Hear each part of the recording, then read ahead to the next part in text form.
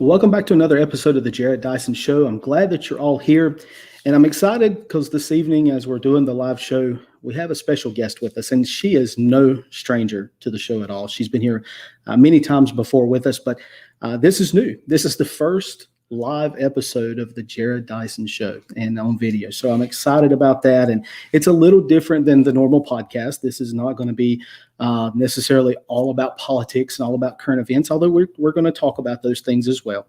But I'm excited to welcome Bree Michael Warner. And Bree is known as Tactigal on her social media. So we'll make sure that we give some links to that at the end of the show in the description. But want to invite Bree onto the show. Bree, thank you so much for taking a few minutes to join us tonight. Thank you. I'm so excited to be on your first actual live video broadcast. This is awesome. Thank you. It's exciting. You know, we've been trying to get into more video podcasting and video shows, and we have a lot of people that join our shows. I see people joining us as we're going right now. So again, no stranger to the show, but for those that may be new that are watching for the first time, maybe on video, tell them a little bit about your business and what you do.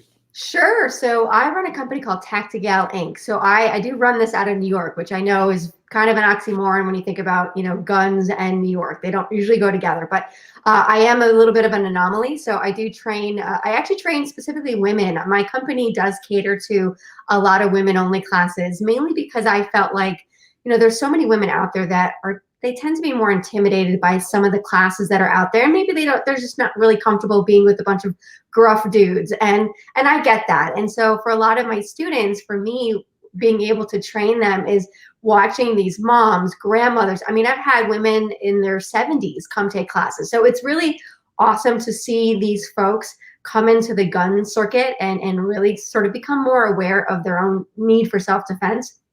So yeah, like I said, my company, I'm based in New York, although lately I've been traveling and getting invitations to travel a little bit more throughout the country. Hopefully when COVID starts to phase out, we'll be doing some more training across the country. But right now I've been mostly centered in the Northeast and doing some stuff in California, which is, again, the other kind of strange situation of doing gun firing training in California. So it's been interesting. I do laugh as I follow your social media channels because it seems like as you're doing firearms training, you're in New York, New Jersey, California, and you sit there and you think all of these states have some of the strictest gun laws in the country. But yeah, here you are, you're doing firearms training for the ladies in those areas. And I think that's important. I think that's an amazing thing.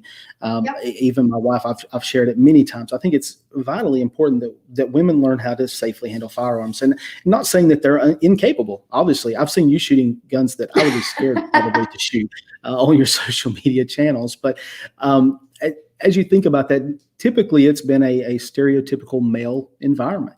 And so I think it's important that women, especially in today's environment, are learning how to safely and properly protect themselves. Absolutely. And I think it's, like you said, it's funny that the areas that I teach are predominantly known for there are a lot of gun restrictions, but I think that's what I love about it, because there are these pockets of students, these women who are absolutely interested and eager, and they kind of defy the odds too, living in these very restrictive states. And there isn't a lot at their sort of disposal. Like, it's very difficult for them to find training and get that information. So I'm actually really excited that I get to go sort of in a lot of ways behind enemy lines and go train these people, so that I'm hopefully going to, kind of move the needle, if you will, by getting more and more people in these states becoming more, pro-gun and gun friendly. So that's the goal, at least. Certainly.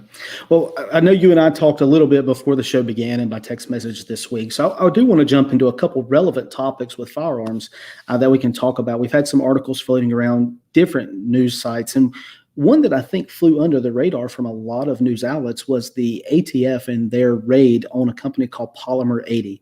And so for anyone that's listening out there or watching, Polymer 80 is an organization that is they manufacture pieces of firearms that can ship to someone's home, and then the person modifies them and builds their own firearm.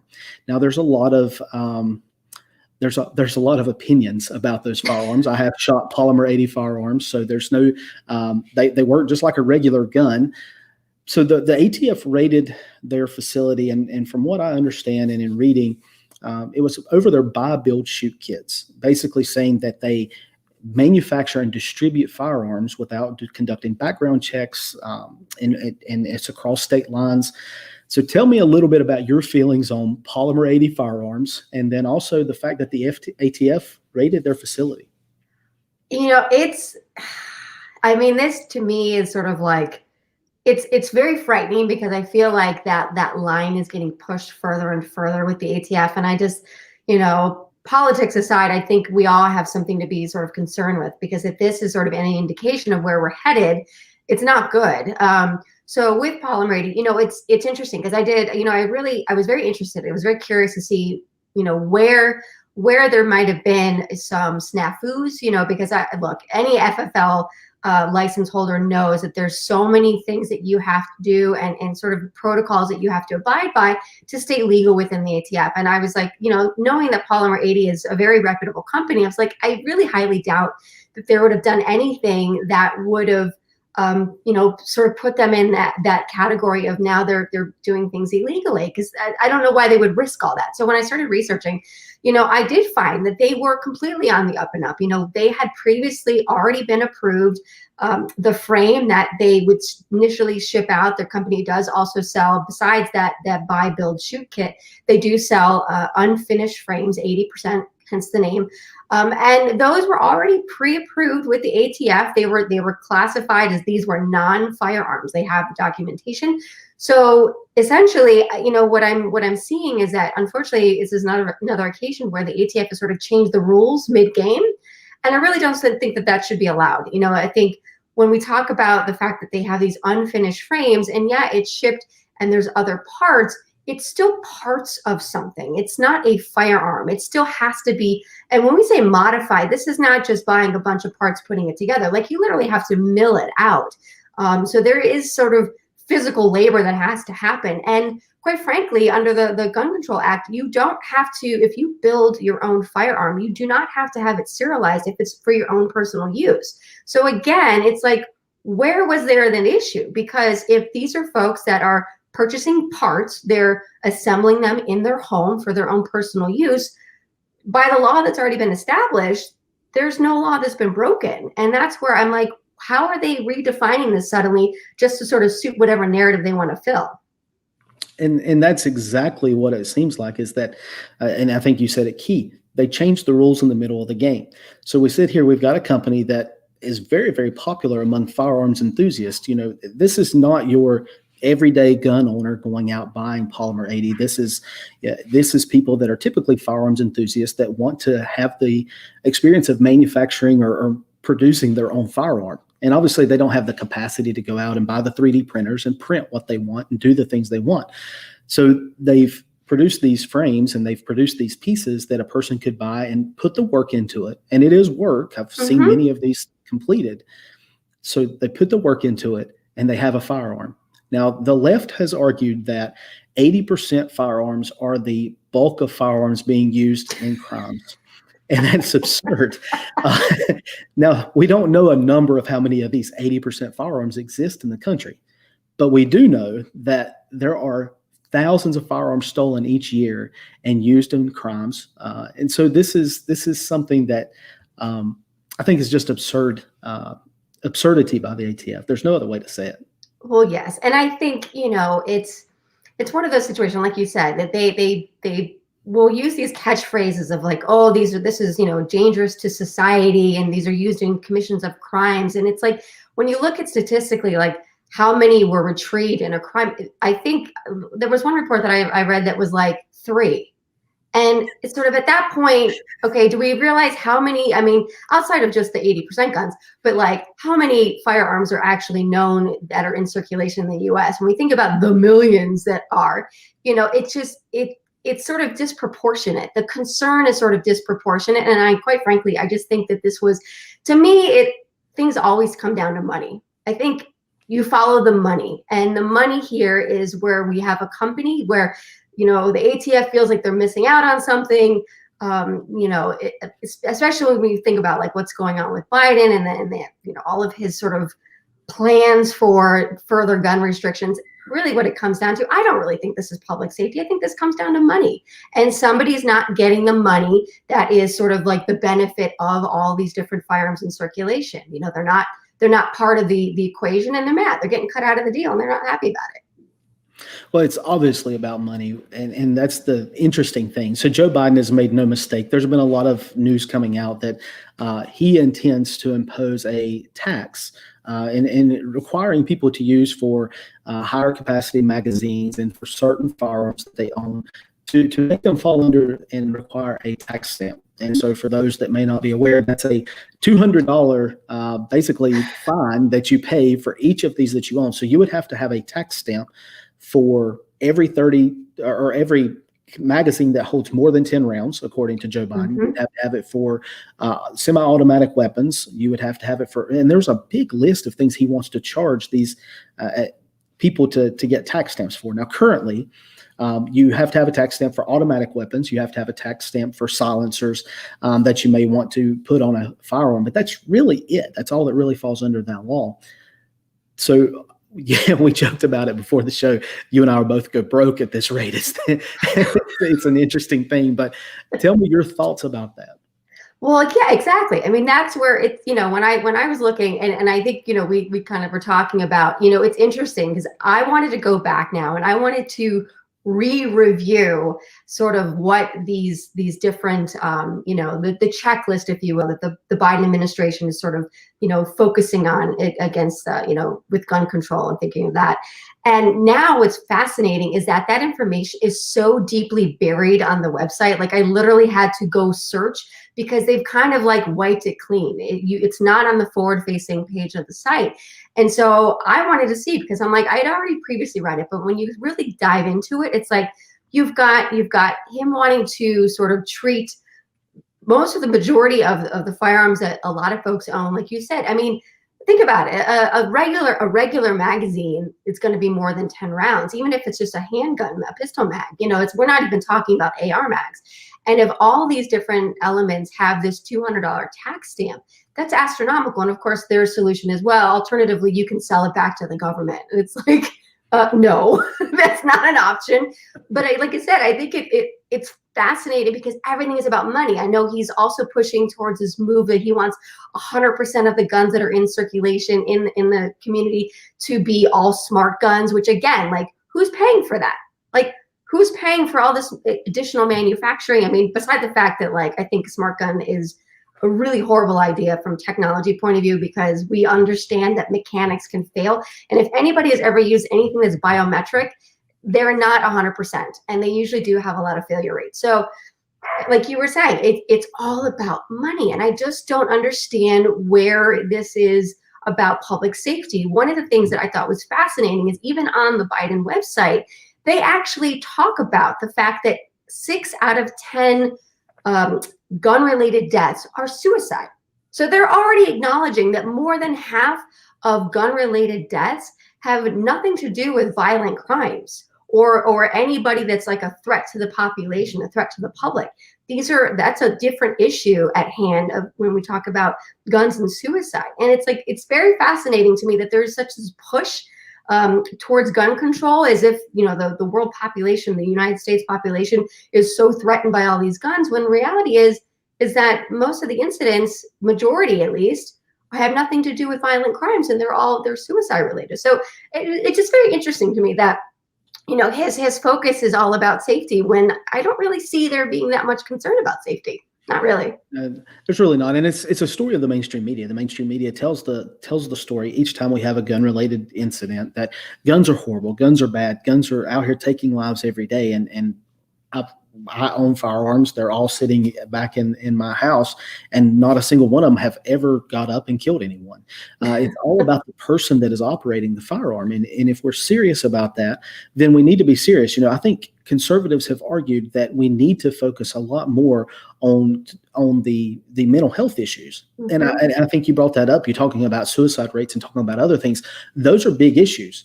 You know, when we can take away 60%, you know, if we addressed the mental health side, let's say we wiped away the gun-related suicides, you take away those 60%, well, gun violence just was cut in half. You know, that's got to be the focus point. And too often our politicians are so focused on other things. They're capitalizing on these little events, these little things that are happening, and it's just not the problem in our country.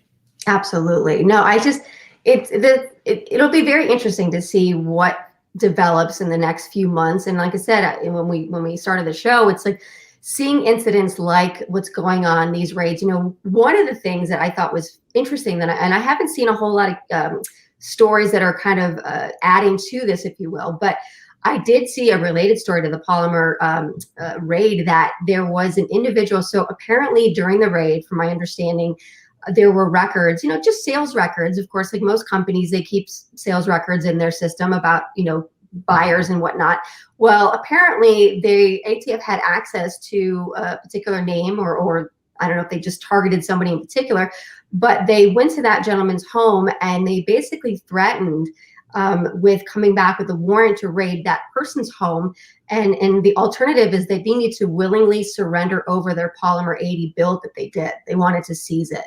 And, they published the receipt. The gentleman, I think he was nervous, so he did go ahead and surrender it.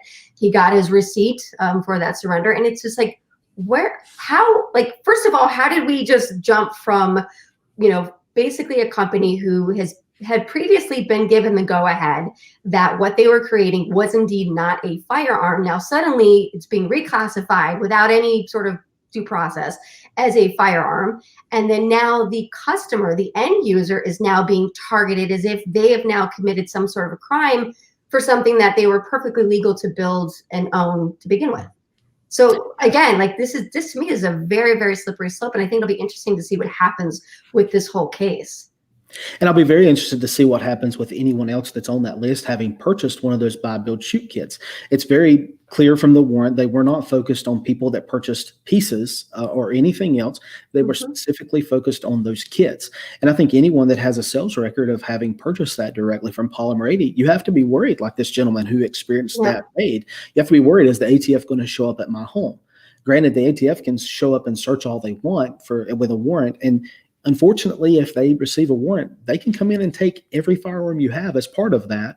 And that's the scary part, is that we're going to get in a situation where our government is sitting here coming into people's homes, trying to seize their firearms. And I don't think Americans are going to tolerate that very well. No. And I just cringe when I see what's sort of happening and we already came out of a year that had a lot of tension.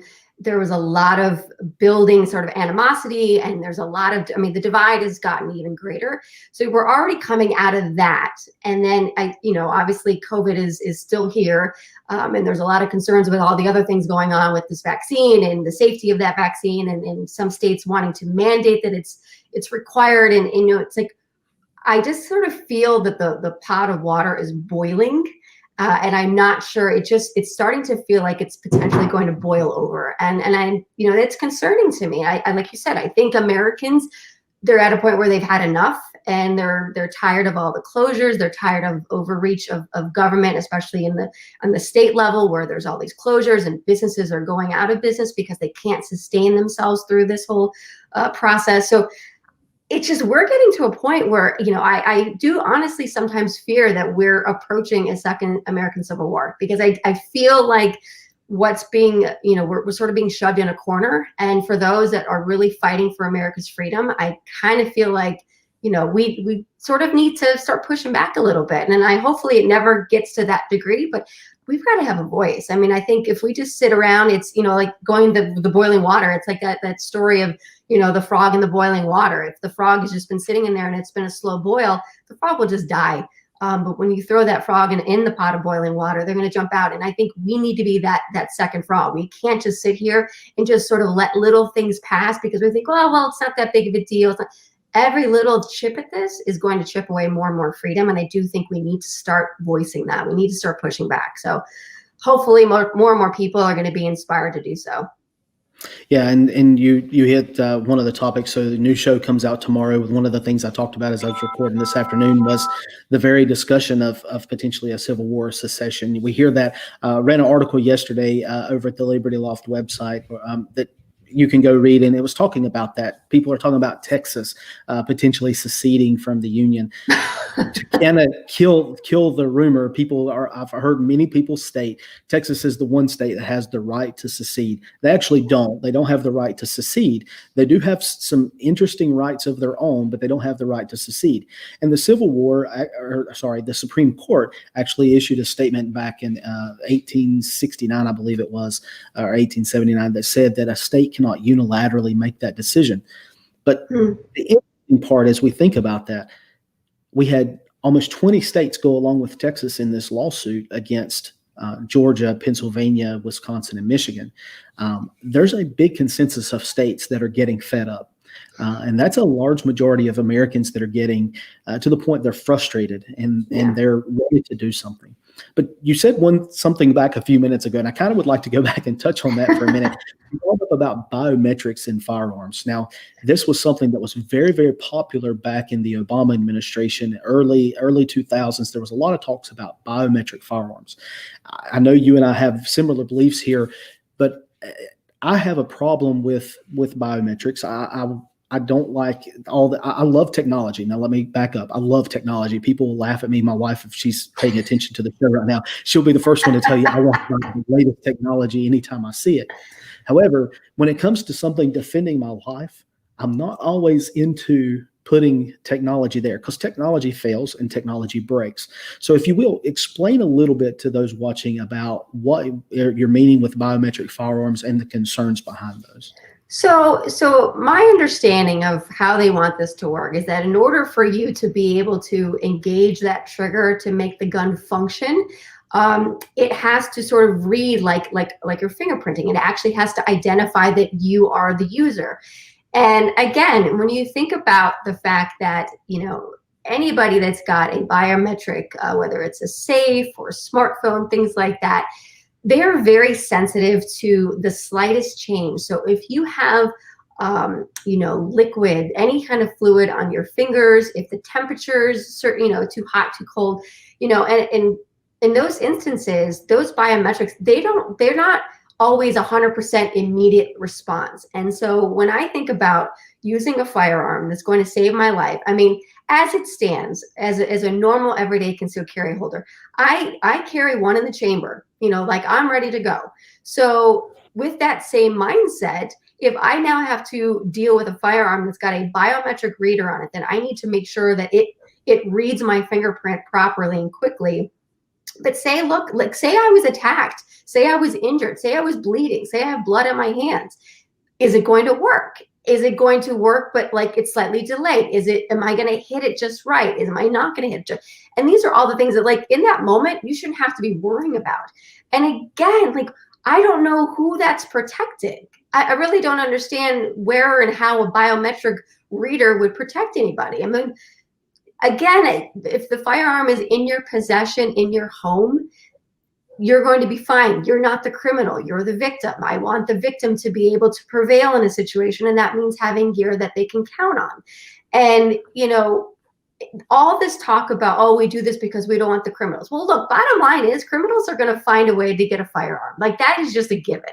And for the majority of the firearms that we're talking about that are out in the country, these are responsible gun owners. So why are we punishing the responsible gun owners for, instead of really looking and focusing on the criminal? What is motivating the criminals? Maybe, we talk about police reform, but like, I'm sorry, I think there's an issue when we start letting a lot of these inmates out. I mean, I know this year there was, constant situations where a pretty sizable number of inmates were being released early because of COVID concerns. And it's like, I'm sorry, when are we worrying about them getting COVID and we're less worried about the innocent and the non-criminal folks that are out in the world that are now concerned about people flooding into their neighborhoods that just got released? And a lot of them have, they're currently in the process of being charged with violent crimes and they're going through their court hearings.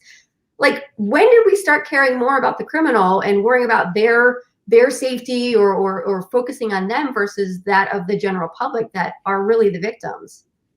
And I think that's the big concern.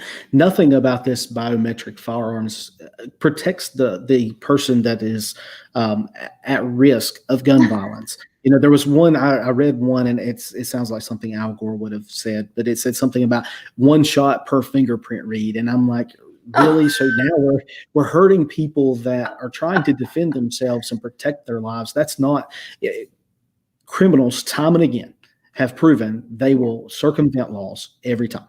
They're going to go around it. They're going to purchase firearms on the street. They're going to find firearms. They will steal a firearm. They will do whatever it takes because that's their nature. They want to commit that crime. They're not sitting here looking for how they can commit a crime with a law-abiding firearm.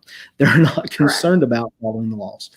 So it is concerning that we were even having the discussion about how we're minimizing the ability for someone to protect themselves. That shouldn't even be the discussion. Absolutely. Absolutely. And that's where, it's just, you see what's going on. You see, they're inching towards really trying to, I really honestly feel, restrict all guns to the point where, I have friends that live in Australia, and it's interesting having conversations with them because actually my friends in Australia, they love Trump.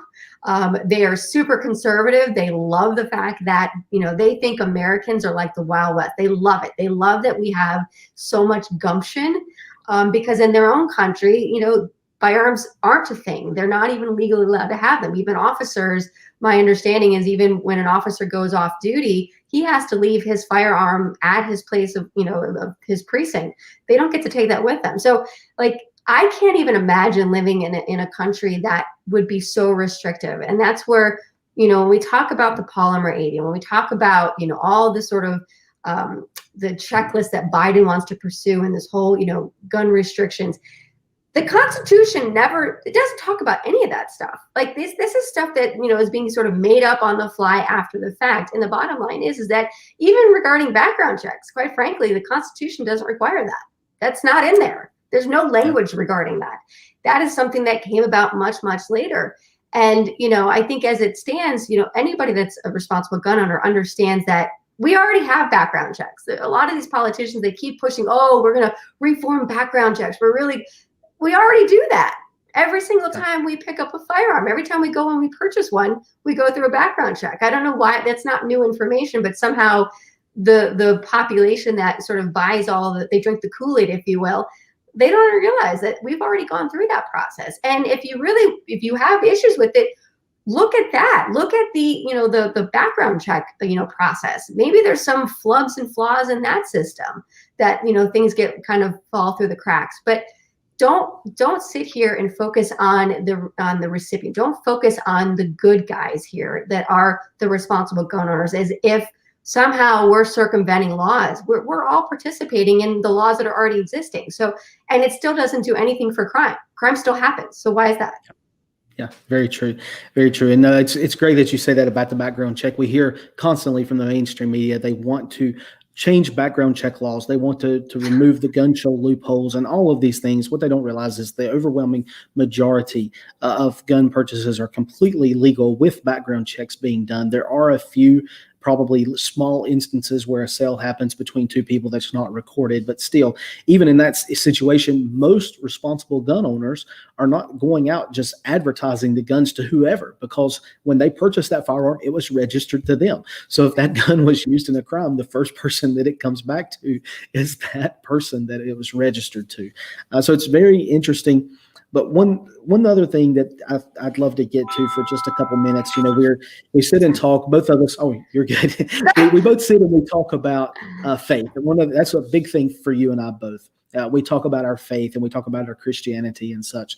And one of the things that I've shared on the podcast and I've shared with many that about things that are going on in our country is that it is certainly a sign of the times that we're living in. And it is certainly a sign that, faith now is more important than ever. Not just because we're in the midst of a pandemic, not just because Joe Biden may be getting ready to go into the White House or all the other things that we could sit here and say are horrible things that are happening, but because we see the things that Scripture teaches about the world and how things are going to change and get worse. We see it happening right in front of our very eyes. Tell me a little of your thoughts. I mean, obviously, as a person of faith, I know you've thought about that as well. It's certainly made me take into account those things and think about them a lot more over the recent days. Absolutely. I've noticed it more and more, especially this past year. And again, maybe it's just because we're all sort of, we're not in our normal routine. So we have more time to sit and kind of focus on what's going on. And obviously a lot of us we're all home. So we're watching the news more, we're watching, social media more. We're kind of inundated with what's happening in the world and especially in this country. And yeah, I would say that when I look around, it very much seems like we are moving towards, I'm not saying that, I mean, none of us know it. As people of faith, we know that the end is not for us to know exactly when that's going to occur, but we are given that information of these are the sort of the signs, if you will. And I see a lot of those. And and that's why I always try to explain to people that maybe are not of faith that, they look around and they really yearn for the sense of utopia. They want the world to be good. Cause like, look, I have a lot of friends from my entertainment world that are very left leaning and they're good people. I would never say anything poorly about them as a human being. And I know that their heart is in a good place, but what they don't understand, they're not people of faith, a lot of them. And what they don't understand is that we were never meant to have utopia, like, in our world as we know it. That was going to be the promise of what God brings to us, is this sort of like eternal utopia world. And so I feel like a lot of the times when we have a society that's so focused on trying to create, heaven without God, that's not possible. And so when I look around and I see everything that's happening and I see all the violence and just sort of the leadership that it really is some of the things that they're pushing for. When we talk about some of these pushes for late-term abortions, to the point of where it almost seems like something out of a horror movie, and that's being like condoned. It's being sort of permitted as like, oh no, this is fine. This is part of women's rights. And it's like, how did we get to that place? And it's dark and it's scary and it's very, it's disheartening that, mankind can go so dark and so deep. But at the same time, when we're people of faith, we understand that's what's going to happen. That is the trajectory that we have to go on, unfortunately. Just like, when Jesus died on the cross, the disciples, they knew what was coming. They didn't want it, but they knew what was coming. They knew a prophecy had to be fulfilled.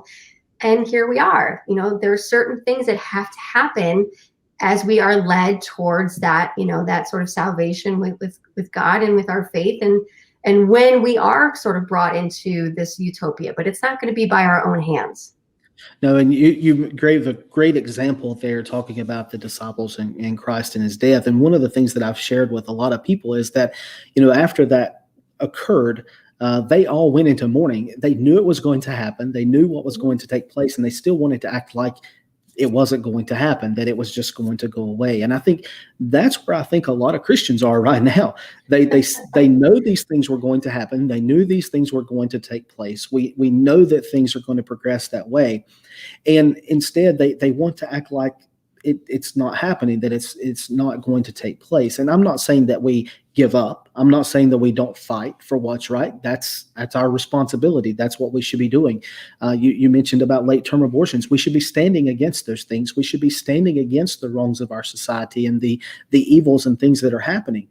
But at the same time, we have to realize there comes a point where, as I believe it was Chris Cuomo said not long ago, Christians have no place in public society anymore.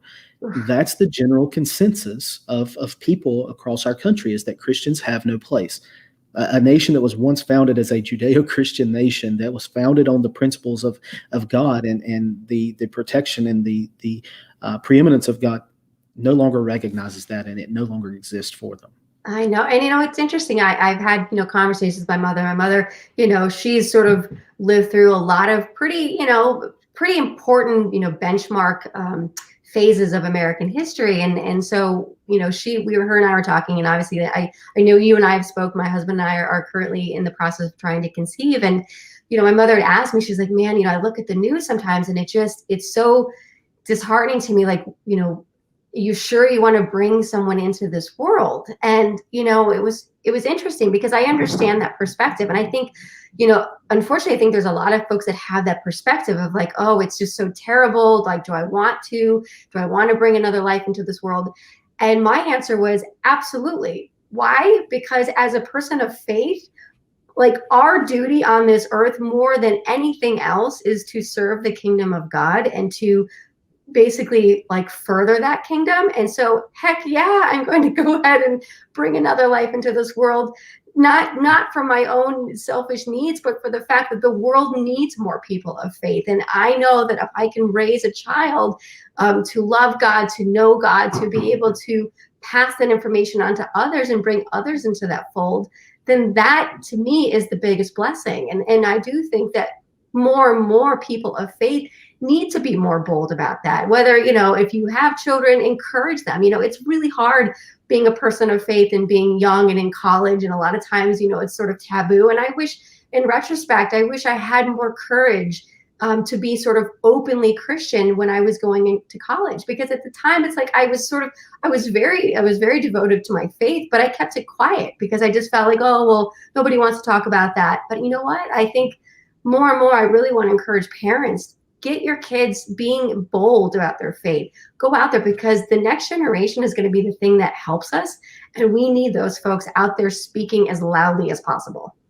Yeah, and I can completely relate to what you're saying. Me and my wife, same thing. I think I've shared some before on the podcast as well, but I know you and I have talked. We adopted last year from China, and it was a very similar discussion. Do we really want to have a child that we're trying to go through this world with? But, in our situation as well, our child was in a country that he would have never heard about God. He would have never heard about and understood freedom. He would have never understood those things. And so knowing that we were able to do that, take that child out of that communist country and give him a chance to learn about God and do those things.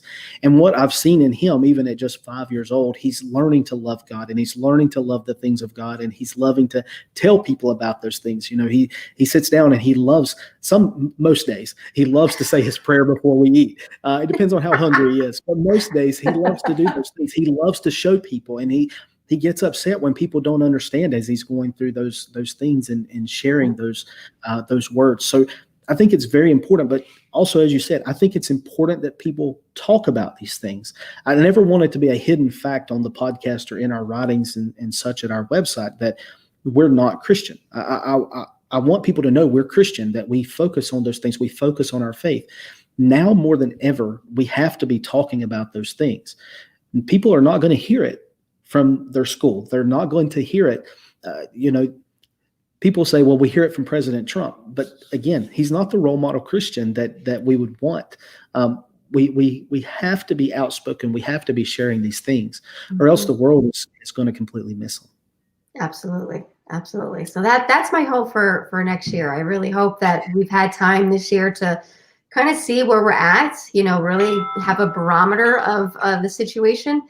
And hopefully moving forward, we're going to be able to sort of push through that. And I think, if Biden does get in, I know there's so much talk and a lot of the cases that are happening right now. And quite frankly, who knows?